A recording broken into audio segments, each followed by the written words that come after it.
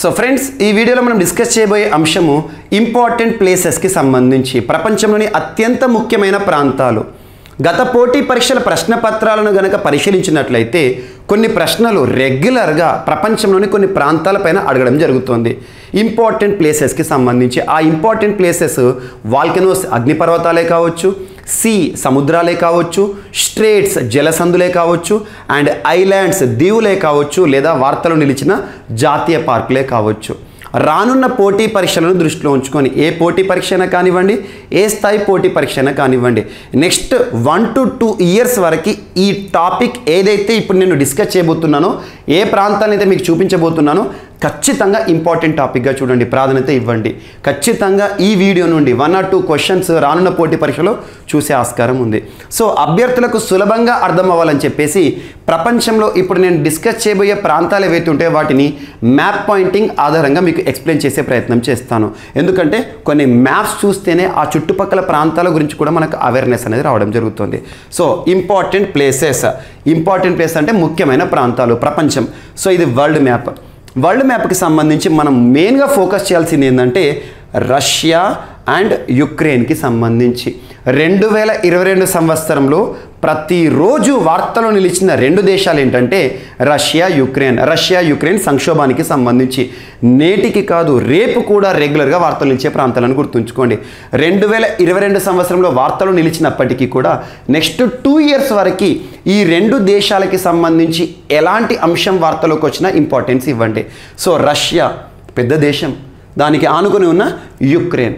So Russia యుక్రెయిన్కి సంబంధించి మనం Donbas అనే ఒక ప్రాంతాన్ని గుర్తుంచుకోవాల్సి ఉంటుంది. డాన్బాస్ రెగ్యులర్గా వార్తలు నిలిచిన డాన్బాస్ అనే ఒక ప్రాంతం ఏ దేశంలో ఉంటుంది అంటే యుక్రెయిన్ అని గుర్తుంచుకోండి. సో యుక్రెయిన్ దేశం ఏదైతే ఉంటుందో యుక్రెయిన్కి ఈస్టర్న్ సైడ్లో తూర్పు వైపున ఉన్న ఒక ప్రాంతమే Donbas. Very very important. Donbas ఎక్కడ ఉంది అంటే యుక్రెయిన్.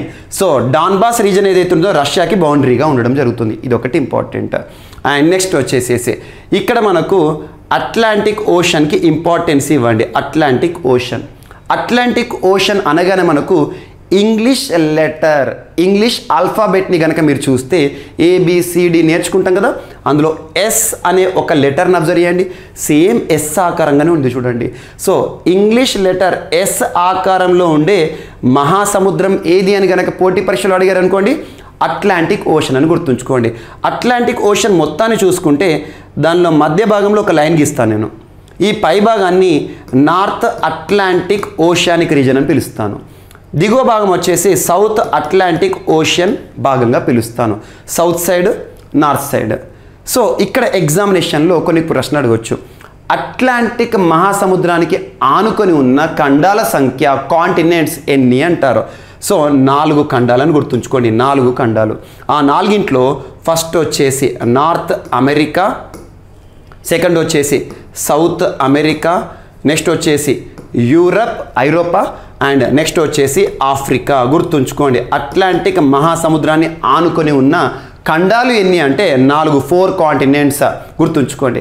అట్లాంటిక్ ఎందుకు మరి అట్లాంటిక్ ఓషన్కి ఇంత ఇంపార్టెన్స్ ఇస్తున్నా అంటే ఈ రష్యా యుక్రెయిన్ సంక్షోభానికే కారణము ఈ అట్లాంటిక్ ఓషన్కి సంబంధించిన కొన్ని దేశాల కూటమి. అదే నాటో యాక్రోనిమ్ ఏంటి? నార్త్ అట్లాంటిక్ ట్రీటీ ఆర్గనైజేషన్ అంటే ఈ ప్రాంతం గుర్తుంచుకోండి. ఎగ్జామ్లో చాలా ఇంపార్టెంట్. అట్లాంటిక్ ఓషన్ పైన రానున్న పోటీ పరీక్షలో ప్రశ్నలను చూసే అవకాశం ఎంతైనా ఉంటుంది. సో ఇదొక ప్రాంతం. రష్యా యుక్రెయిన్కి సంబంధించి ఈ ప్రాంతాలు రెగ్యులర్గా వార్తలు వస్తున్నాయి. అండ్ కంటిన్యూషన్గా బ్లాక్ సీ, నల్ల సముద్రం, very very very important topic. Next 2 years ఏ ఎగ్జామ్ జరిగినా కూడా నల్ల సముద్రం పైన ప్రశ్న లేకుండా ప్రశ్న పత్రమే ఉండదని చెప్పడంలో కూడా తప్పేం లేదు. సో నల్ల సముద్రం, బ్లాక్ సీ. నల్ల సముద్రాన్ని ఆనుకొని ఉన్న దేశాలు ఎన్ని అంటే 6 దేశాలను గుర్తుంచుకోండి. 6 కంట్రీస్. కొన్ని వరల్డ్ జియోగ్రఫీకి సంబంధించి మనం కొన్ని టాపిక్స్ నేర్చుకున్నప్పుడు ఖచ్చితంగా మ్యాప్ చూడాల్సి ఉంటుంది. నల్ల సముద్రానికి ఆనుకొని ఉన్న దేశాలు ఎన్ని అంటే 6 దేశాలు. ఆ 6 దేశాలు కనుక మనం అబ్జర్వ్ చేసామనుకోండి, నార్థన్ సైడ్లో యుక్రెయిన్ ఉంటుంది. యుక్రెయిన్. అండ్ నెక్స్ట్ ఈ సైడ్ వచ్చేసేసి రష్యా. నెక్స్ట్ ఇక్కడికి వచ్చేసి జార్జియా. అంటే eastern side of Black Sea. నల్ల సముద్రానికి తూర్పు వైపున 2 దేశాలు రష్యా జార్జియా అని గుర్తుంచుకోండి.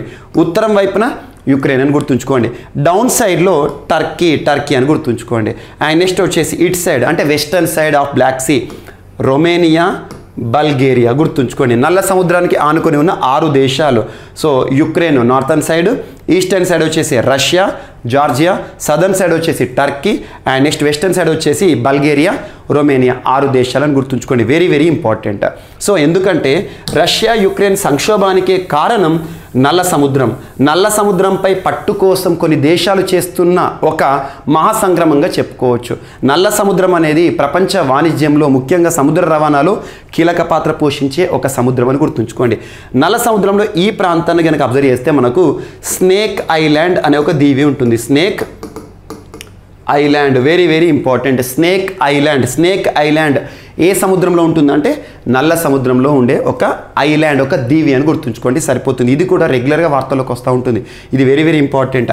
సో క్రిమియా ఏదైతే ఉంటుందో క్రిమియా ఐలాండ్ ఇక్కడ ఏరియాలో ఉంటుంది. సో అవన్నీ అవసరం లేదు, కాకపోతే మనకు స్నేక్ ఐలాండ్ ఇంపార్టెంట్. ఇక ఈ మ్యాప్లో కనుక మనం చూస్తే ఈ దేశాలన్నీ కూడా మనకి ఇంపార్టెంట్ కాదు. ఇక్కడ మనకు యుక్రెయిన్ ఇంపార్టెంట్. యుక్రెయిన్ రష్యా సరిహద్దుగా ఈ ప్రాంతంలో ఉంటాయి గుర్తుంచుకోండి. అండ్ నెక్స్ట్ వచ్చేసేసి ఇక్కడ టర్కీ కనిపిస్తుంది కదా, టర్కీ. సో టర్కీ ఏదైతే ఉంటుందో Turkey very very important country. ఎందుకంటే టర్కీకి కొత్త పేరు రావడం జరిగింది. టర్కీ పేరు మారింది 2022లో. పాత పేరు టర్కీ, కొత్త పేరు ఏంటంటే తుర్కియే. సో టర్కీ కొత్త పేరు ఏంటంటే తుర్కియే అని గుర్తుంచుకోండి. ఇక మీదట మనం ప్రపంచ పటంలో వరల్డ్ మ్యాప్లో టర్కీ అనే పదాన్ని వినము చూడము, తుర్కియే అని గుర్తుంచుకోండి. తుర్కియే టర్కీ పేరు. అటువంటి టర్కీ దేశంలో ఒక ప్రాంతం, ఒక సైట్ వార్తల్లో నిలిచింది. అదేంటంటే హాజియా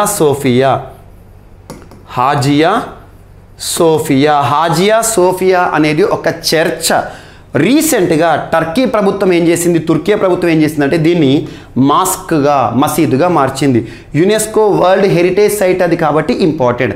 హాజియా సోఫియా ఏ దేశంలో ఉంది అంటే తుర్కీ అని గుర్తుంచుకోండి సరిపోతుంది. తుర్కియే టర్కీ పేరు అని గుర్తుంచుకోండి. టర్కీ ఈ ప్రాంతం గుర్తుంచుకోండి. So Turkey country. So Turkey ఏదైతుందో అంతా టర్కీయే. సో టర్కీ గుర్తుంచుకోండి, టర్కీ. అండ్ నెక్స్ట్ వచ్చేసి ఇక్కడ ఇదే మ్యాప్లో మనం కొన్ని ప్రాంతాలను చూడాల్సి ఉంటుంది. అవి సముద్రాలు. సో ఇక్కడ సముద్రాల విషయానికి వస్తే ఈ నల్ల సముద్రం ఏదైతే ఉంటుందో దిగువన ఈ ప్రాంతం ఏదైతే ఉందో కనిపించేది ఏదైతే ఉంటుందో దీన్ని మర్మరా సముద్రం అంటాం. మర్మరా వెరీ వెరీ ఇంపార్టెంట్. మర్మరా ఎక్కువగా గత కొన్నేళ్ళుగా ఎందుకు వార్తల్లోకి వస్తుంది అంటే మెరైన్ మ్యూసిలేజ్ లేదా సీ స్నాట్ అంటాం. సీ స్నాట్ లేదా మెరైన్ మ్యూసిలేజ్ లేదా మెరైన్ పొల్యూషన్ అని గుర్తుంచుకోండి. సముద్రం అంతా కూడా కాలుష్యంతో నిండుకుపోయింది. సముద్రం పైన ఆ వాటర్ పైన చూస్తే దట్టమైన అట్టులాంటి నిర్మాణం. ఈ మర్మరా సముద్రానికి ఆనుకొని ఉన్న ఒక ప్రముఖ నగరం ఏంటంటే ఇస్తాంబుల్ సిటీ. ఇస్తాంబుల్ అనేది తుర్కీకి సంబంధించి ప్రముఖ నగరం. ఆ ఇస్తాంబుల్ సిటీ చాలా సమస్యలను ఎదుర్కొంటుంది. ఇది మర్మరా సముద్రం గుర్తుంచుకోండి. మర్మరా సముద్రాన్ని, నల్ల సముద్రాన్ని ఎప్పుడు కూడా సముద్రం దానంతటా అది ఉండదు. సముద్రానికి లింక్ అనేది ఉంటుంది వేరే సముద్రంతో. ఇదంతా నల్ల సముద్రం, ఇది మర్మరా సముద్రం.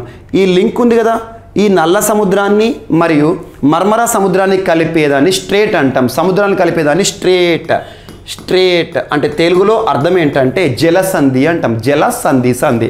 సో మరి బ్లాక్ సీని మర్మరా సముద్రాన్ని కలిపే జలసంధి పేరు ఏంటంటే బాస్పోరస్ స్ట్రేట్, బాస్పోరస్ జలసంధి గుర్తుంచుకోండి. బాస్పోరస్ జలసంధి. అండ్ రెగ్యులర్గా చాలా విషయాలతో వార్తలు ఇచ్చే ఇంకొక సముద్రం ఏంటంటే మర్మరా సముద్రానికి ఈ వైపున ఉంటుంది. ఈ ఏరియాలో ఉండేది ఏజియన్ సీ, ఏజియన్ సముద్రం. మర్మరా సముద్రాన్ని, ఏజియన్ సముద్రాన్ని కలిపే జలసంధి స్ట్రేట్ ఏంటంటే డార్డానెల్స్ స్ట్రేట్. డార్డానెల్స్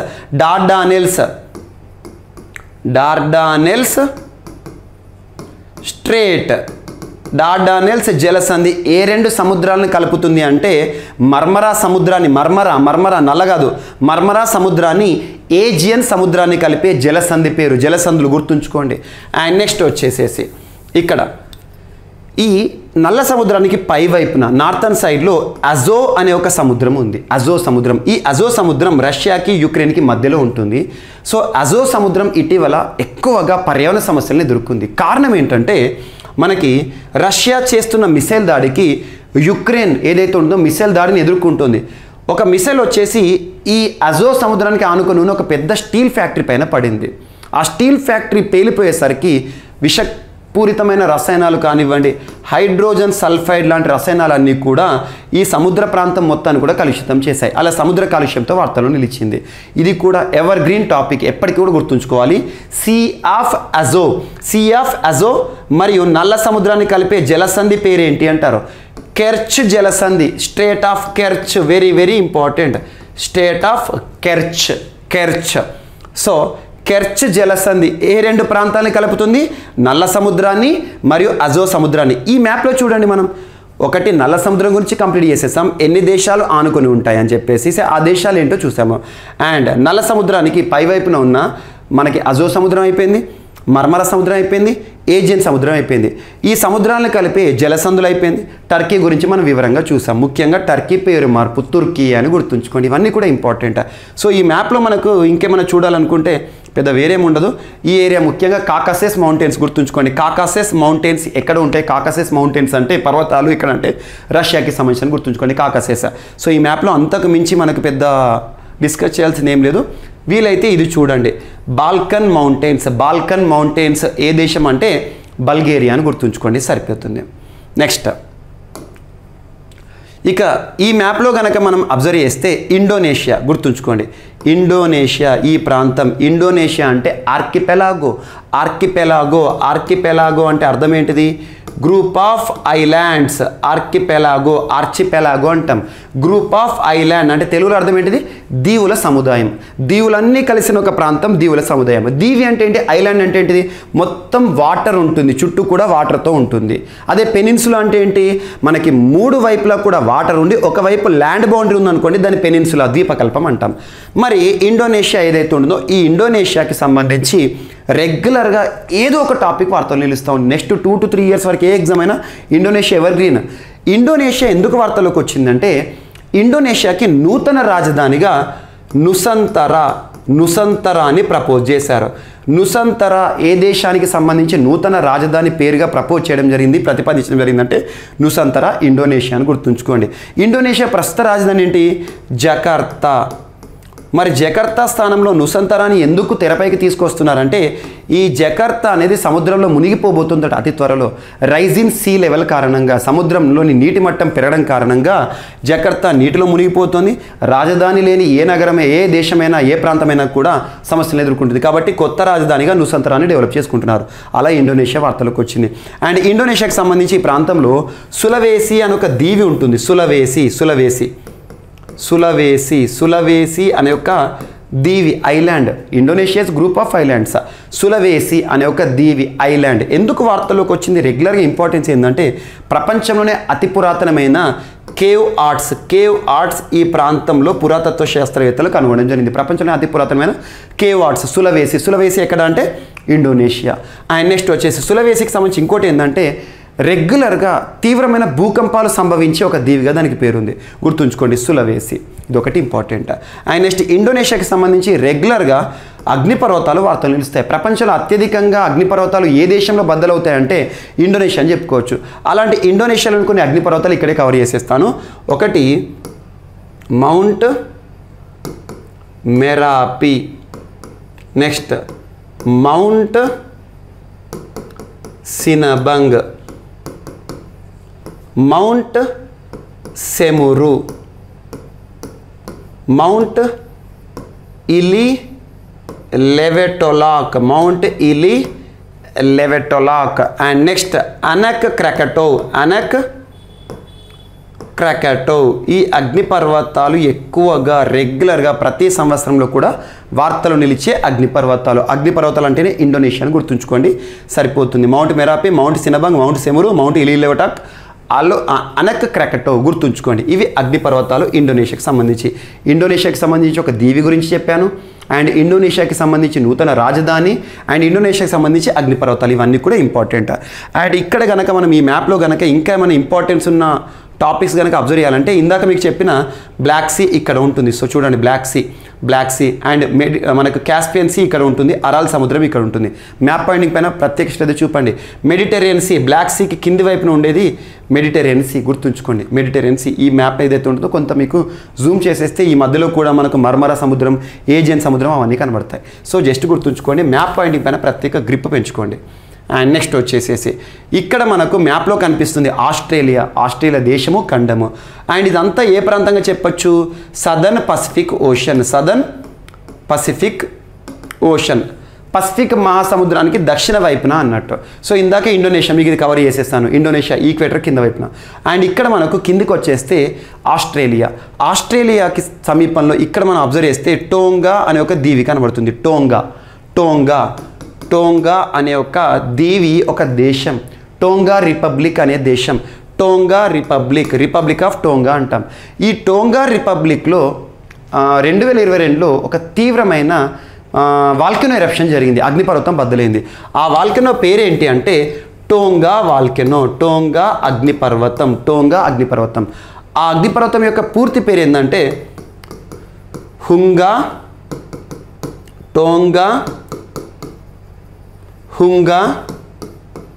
హా అపై అనే ఒక అగ్నిపర్వతం. గుర్తుంచుకోండి, ఇది టోంగాకి సంబంధించిన సమాచారం. టోంగా ట్రాపిక్ ఆఫ్ క్యాప్రికార్న్ గుర్తుంచుకోండి ఇక్కడ. అండ్ టాస్మియన్ సీ ఇవన్నీ కనుక మనకి ఐడియా ఉంటుంది, జస్ట్ చూడండి. సో ఇండోనేషియాకి సంబంధించి ఈ పై భాగంలోకి వెళ్తే ఫిలిప్పీన్స్, జస్ట్ గుర్తుంచుకోండి సరిపోతుంది. సదర్న్ పసిఫిక్ ఓషన్లోని టోంగా కంట్రీ ఇక్కడ ఉంటుంది. ఈ ఆస్ట్రేలియాని ఇక్కడ మీకు లింక్ చేస్తూ చెప్పాను. ఈ టోంగా వాల్కెనో ఎరప్షన్ అయ్యేసరికి ఈ టోంగా వాల్కెనో ఎలా ఉంది అంటే సముద్ర గర్భంలో ఉంది, సముద్రం లోపల ఉంది. సో వాల్కెనో సముద్రంలో ఉంటే ఎరప్షన్ అయితే చాలా ప్రమాదకరంగా ఉంటుంది. అటువంటి అగ్నిపర్వతం బద్దలయ్యేసరికి ఒక కంట్రీ ఎన్వైర్మెంటల్ ఎమర్జెన్సీని విధించింది. ఆ కంట్రీ పేరు ఏంటంటే పెరు కంట్రీ ఎక్కడ ఉంటుంది? సౌత్ అమెరికన్ కాంటినెంట్, దక్షిణ అమెరికా ఖండంలోని పెరు అనే దేశం ఎన్వైర్మెంటల్ ఎమర్జెన్సీని విధించింది. ఈ టోంగా అగ్నిపర్వతం యొక్క ప్రత్యేకత ఏంటంటే ఈ శతాబ్దంలోనే అత్యంత ప్రమాదకరమైన అగ్నిపర్వతంగా శాస్త్రవేత్తలు గుర్తించారు. దీన్ని గుర్తుంచుకోండి. ఏ దేశం అంటే టోంగా ఈ ప్రాంతంలో ఉంటుంది. సదర్న్ పసిఫిక్ ఓషన్, దక్షిణ పసిఫిక్ మహాసముద్ర ప్రాంతం. అండ్ నెక్స్ట్ వచ్చేసేసి పపువా న్యూగినియా. ఇందాక మీకు టోంగా ఈ ఏరియాలో చెప్పాను కదా, ఇప్పుడు ఆస్ట్రేలియాకి పై వైపున. సో సేమ్ అదే మ్యాప్, కాకపోతే వేరే కంట్రీని చూపిస్తున్నాను. పపువా న్యూగినియా ఈ ప్రాంతం గుర్తుంచుకోండి. Papua New Guinea. ఇక్కడ ఒక అగ్నిపర్వతం రెగ్యులర్గా వార్తలు నిలుస్తుంది. ఆ అగ్నిపర్వతం ఏంటంటే ఉలావున్ అగ్నిపర్వతం. ఏ దేశం, ఏ ప్రాంతం అంటే పపువా న్యూగినియా. ఇది కూడా సదర్న్ పసిఫిక్ ఓషన్ ప్రాంతంలోని ఒక దేశం అని గుర్తుంచుకోండి. అండ్ నెక్స్ట్ ఇక్కడే కుక్ ఐలాండ్స్ అనే ఒక కంట్రీ కూడా ఉంటుంది, కుక్ ఐలాండ్స్. అండ్ నెక్స్ట్ వచ్చేసేసి ఇక జపాన్. సో జపాన్ ఈ ప్రాంతం పసిఫిక్ ఓషన్లోని ఈ ప్రాంతంలో మనకు జపాన్ కంట్రీ ఉంటుంది. Japan very very important. జపాన్కి సంబంధించి జపాన్ అనగానే మనకు గుర్తుకు వచ్చేవారు Shinzo Abe very important personality, మరణించడం జరిగింది. భారత ప్రభుత్వం తనకు పద్మభూషణ్ పురస్కారం ఇచ్చి గౌరవించి, పద్మవిభూషణ్ పురస్కారాన్ని ఇచ్చి గౌరవించింది. నేతాజీ పురస్కార గ్రహీత అటువంటి షింజో అబే గారు ఎవరైతే ఉంటారో మరణించడం జరిగింది. జపాన్ అనగానే తను మనకు గుర్తుకొస్తారు. సో జపాన్కి సంబంధించి ఇక్కడ కొన్ని ప్రాంతాలు, అవి అగ్నిపర్వతాలు, వాల్కెనోస్. ఆ అగ్నిపర్వతాల విషయానికి వస్తే మనకు ప్రత్యేకంగా జపాన్కి సంబంధించి అసో అనే ఒక అగ్నిపర్వతం ఉంది. మౌంట్ అసో అగ్నిపర్వతం ఏ కంట్రీ అంటే జపాన్. అండ్ దాంతోపాటు ఫుకుటోకు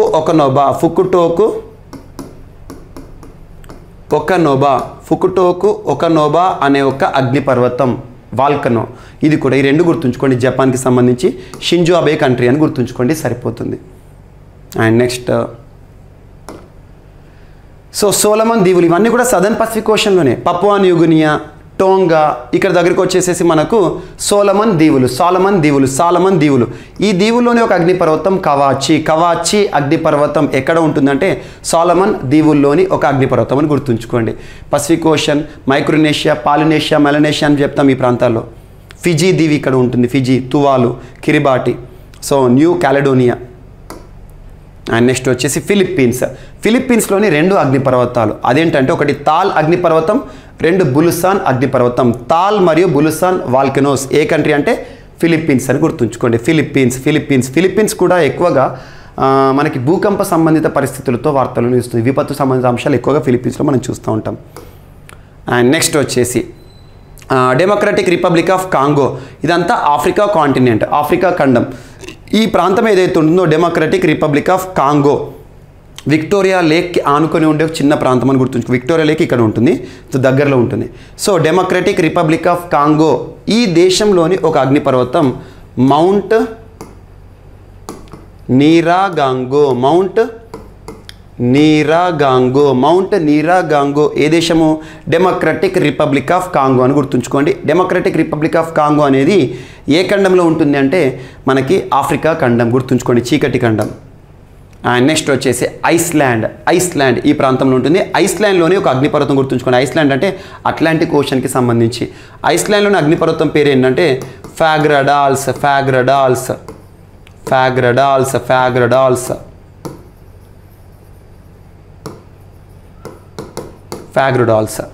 నెక్స్ట్ వచ్చేసేసి హవాయి దీవుల్లోని ఒక అగ్నిపర్వతం కిలావుయా అగ్నిపర్వతం ఇక్కడ హవాయన్ దీవుల్లో ఉంటుంది.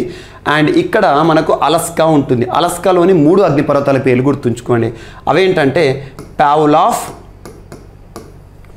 గ్రేట్ సిట్కిన్, సెమిసో పొచ్నాయ్ అగ్నిపర్వతాలు గుర్తుంచుకోండి. ఇవి మనకి అలస్కాకి సంబంధించిన అగ్నిపర్వతాలు. అండ్ హవాయి దీవుల్లోని కిలావుయా అగ్నిపర్వతం అని గుర్తుంచుకోండి. అండ్ యోసమైట్ నేషనల్ పార్క్, యోసమైట్ అనే ఒక నేషనల్ పార్క్ ఉంటుంది, జాతీయ పార్క్. అది యూఎస్ఏకి సంబంధించి జాతీయ పార్క్. ఫారెస్ట్ ఫైర్స్ ఎక్కువగా సంభవిస్తూ ఉంటాయి అక్కడ. అండ్ నెక్స్ట్ ఇంకొకటి స్పెయిన్. సో స్పెయిన్కి సంబంధించి ఈ ప్రాంతంలో స్పెయిన్ ఉంటుంది. స్పెయిన్ అనగానే మనకు కెనరీ ఐలాండ్ గ్రూప్స్ గుర్తుకు రావాలి. కెనరీ దీవుల సముదాయం, కెనరీ ఐలాండ్స్లోని ఒక దీవి పేరు ఏంటంటే లాపామా అనే ఒక దీవిలోని ఒక అగ్నిపర్వతం. ఆ అగ్నిపర్వతం పేరు కంబర్ వీజా అగ్నిపర్వతం. ప్రమాదకరమైన అగ్నిపర్వతం స్పెయిన్కి సంబంధించింది. ఈ స్పెయిన్కి సంబంధించి ఒక జాతీయ పార్క్ కూడా ఎక్కువగా వార్తలకు వస్తుంది. అదేంటంటే సియర్రా డే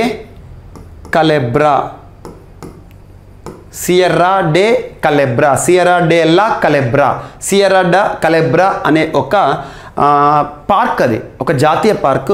ఫారెస్ట్ ఫైర్స్ ఎక్కువగా సంభవిస్తూ ఉంటాయి, ఇది గుర్తుంచుకోండి. కంబర్వీజా అగ్నిపర్వతం, సియర్రా డే లా కలెబ్రా అనేదేమో జాతీయ పార్క్ పేరు. స్పెయిన్కి సంబంధించి గుర్తుంచుకోండి. అండ్ నెక్స్ట్ ఆఫ్రికా ఖండంలోని ఒక దేశము ఇథియోపియాలోని ఒక ప్రాంతం పేరు ఒరోమియా అనే ప్రాంతం రెగ్యులర్గా జాతి దాడులకి సంబంధించి వార్తల్లోకి వస్తూ ఉంటుంది రెగ్యులర్గా ఇవి. సో ఎథనిక్ అటాక్స్ అంటాం. ఒక జాతి ఇంకొక జాతి పైన దాడులు చేయడం. చాలామంది అమాయక ప్రాణాలు చచ్చిపోతున్నారు. సో ఒరోమియా అనే ప్రాంతం ఏ దేశానికి సంబంధించిందంటే ఇథియోపియా అని గుర్తుంచుకోండి. ఇథియోపియాకి సంబంధించిన ఒక ప్రాంతం. And next Italy very very important. ఇటలీలోనే ఒక అగ్నిపర్వతం పేరు గుర్తుంచుకోండి, మౌంట్ ఎత్నా అగ్నిపర్వతం. Very very important. Mount Etna అగ్నిపర్వతం దీని యొక్క ప్రత్యేకత ఏంటంటే ఐరోపా ఖండంలోనే tallest active volcano Mount Etna ఎక్కువగా ఎరప్షన్ అవుతూ వార్తలు ఇస్తుంది. ఇటలీ గుర్తుంచుకోండి. ఇటలీ సోనియా గాంధీ గారి మదర్ కంట్రీ. అండ్ నెక్స్ట్ వచ్చేసి సూయజ్ కెనాల్ రెగ్యులర్గా వార్తలకు వస్తుంది. ఇటీవల సూయజ్ కెనాల్కి సంబంధించి ఈజిప్ట్ ఇండియా మధ్య ఆల్మోస్ట్ $8 బిలియన్ ఒప్పందం కూడా కుదిరింది. So Suez canal artificial canal ఇది. సో ఏ ప్రాంతాన్ని కలుపుతుంది అంటే ఎర్ర సముద్రాన్ని ఇండియన్ ఓషన్తో కలిపే సూయజ్ కెనాల్ గుర్తుంచుకోండి. సూయజ్ కెనాల్ ఇది కూడా వెరీ వెరీ ఇంపార్టెంట్. సో ఈ విధంగా అగ్నిపర్వతాలు కానివ్వండి, వార్తలు ఇచ్చిన సముద్రాలు కానివ్వండి, జలసంధులు కానివ్వండి, జాతీయ పార్కులు కానివ్వండి, దీవులు కానివ్వండి, ఈ మ్యాప్ ద్వారా మీకు ఎక్స్ప్లెయిన్ చేసే ప్రయత్నం చేస్తాను. వీటన్నిటిని కూడా ఖచ్చితంగా గుర్తుంచుకోండి. మ్యాప్ పాయింటింగ్ అనేది మీకు ఎక్కువగా వరల్డ్ జాగ్రఫీకి సంబంధించి గ్రిప్ ఉండాలి. ఒక దేశం వార్తలోకి వచ్చిందంటే ఆ దేశానికి ఆనుకుని ఉన్న దేశాలు కానివ్వండి వాటిపైన మ్యాప్ చూస్తేనే మనకి ఈజీగా గుర్తుంటుంది. ఎగ్జాంపుల్ ఏదైనా గుర్తుంచుకోండి, నల్ల సముద్రం అనేది చాలా ఇంపార్టెన్స్ ఇవ్వండి. అది నెక్స్ట్ 2 years అయినా 3 years అయినా కూడా ఎవర్ గ్రీన్ టాపిక్.